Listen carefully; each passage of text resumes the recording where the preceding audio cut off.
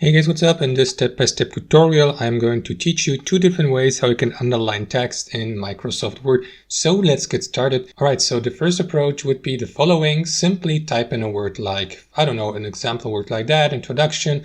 Let me apply also bold letters to it. So what you want to do, guys, is add borders to your text line. You can do that by heading over to design here at the top and by selecting page borders here to the right. Next, switch to borders, select box from the settings below and choose a style here to the right, like a solid line, for example, or a line with dots. That's totally up to you. I will go with solid line, and after that, select the color of your border. I will go with default white, adjust the width or the thickness of it. And here to the right, make also sure that you unselect the borders to the left, to the right, and here above your text box, and confirm by clicking on OK here. There you go. As you can see, that underline has been added. However, the problem with this option is, guys, that in this case, the entire text line gets underlined and not only specific words. So this is only an incomplete or partial solution. Way better would be applying option number 2, which would drawing lines manually under the specific word. And you can do that really quickly, guys, by simply clicking on insert here at the top menu and by selecting shapes here.